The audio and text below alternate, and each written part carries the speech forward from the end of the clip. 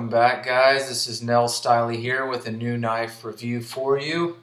Today I'm going to be reviewing the Kershaw Ram 1910. Go ahead and show you these without any further ado, and I said these as in plural because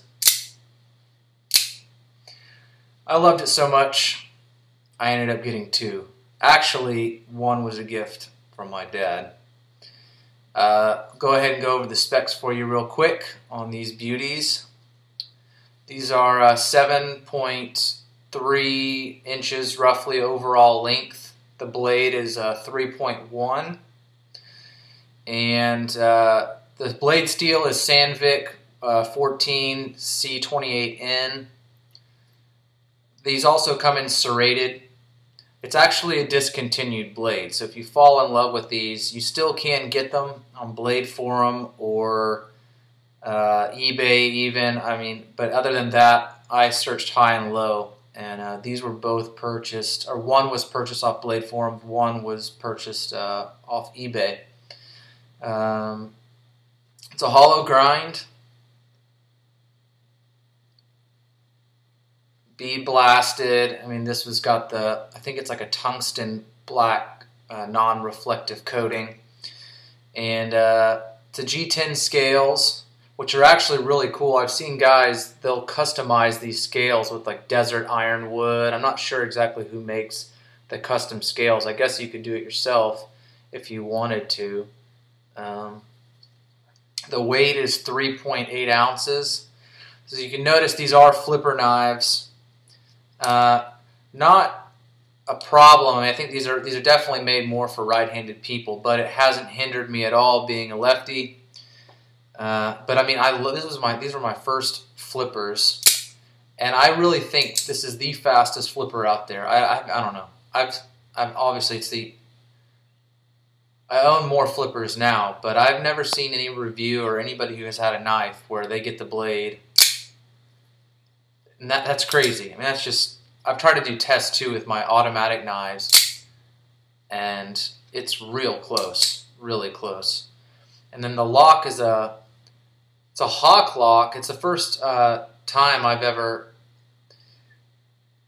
had a blade with the lock like this. It's kind of interesting how low it is, but essentially when you open it, I'm going to do this for you left-handed, but I come across with the middle finger and then let it drop down like that. It's got a great clip on there. It's a really deep carry as well. You can see how high up that is, and so definitely you can discreetly carry. These are just they're lanyard hole, and these and this right here, if you guys are interested, it's really good cord. This is a Kelty Trip Tees. It's guideline, but I'll put it on different things that I don't want to lose if I'm out and about outside or something like that. If I ever lose it, I can see it in the dark, or illuminate it with a flashlight. And then it's interesting. It's not a huge stud like you'd see on maybe like the Cold Steel, like the great big studs. But these are actually kind of cool. They're definitely grippy enough where if you don't, see if you can, I'll show you this sideways. You can still open it pretty well. Let's see, I'm having trouble. Obviously, you can see there. And those work pretty well. You can open it fairly quickly with those. They're kind of small though. They're not really that high out there, but they give it kind of a cool look. It's a really nice knife to carry. The jimping is okay. You can see the jimping's on the back, but it's got a nice little choil kind of up here where you can choke up on it if you want to do cutting. I like the deployment of this, and excuse me. Sorry about that. I like the deployment of this, just how quick it is, and although it's not that long of a blade, I am a believer in anything is better than nothing. You know what I mean? So if you didn't have a bigger blade on you, could you use this as a weapon? Yes. It's a blade, and it comes out real fast, and the lockup is solid, completely solid up and down.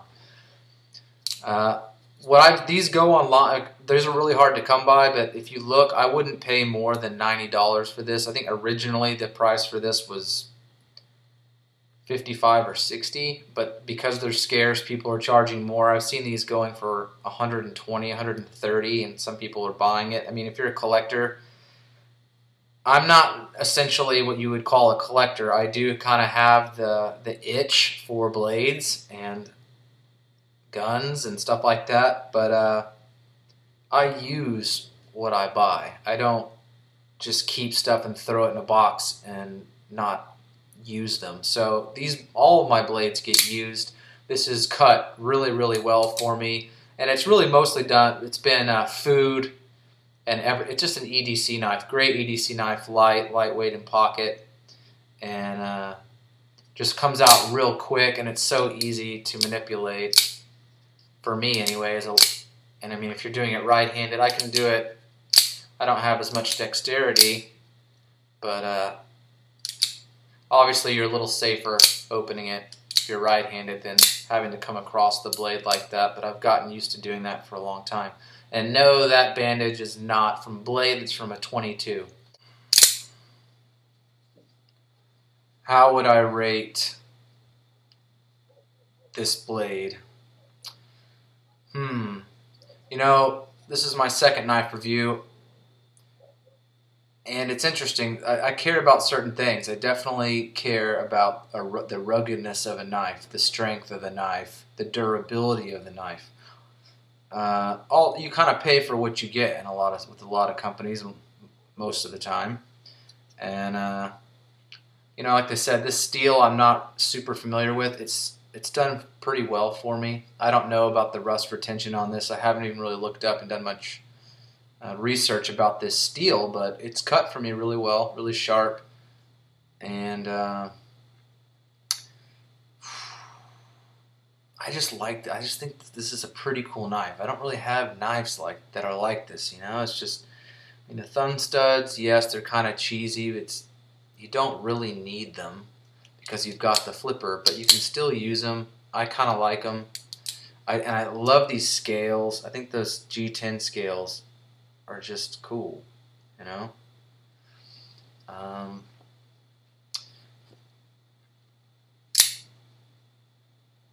And that's a different blade shape, isn't it? I mean, it's just something about it is kind of mean, and I kind of like this. I mean, I usually wouldn't buy a knife that looked like this, but something caught my eye about it, and it just feels solid. I mean, this was the first Kershaw I ever bought, and I wasn't even huge into Kershaw, and I'm really not huge into Kershaw, but they have up and down kind of knives for all price scales, and for everybody.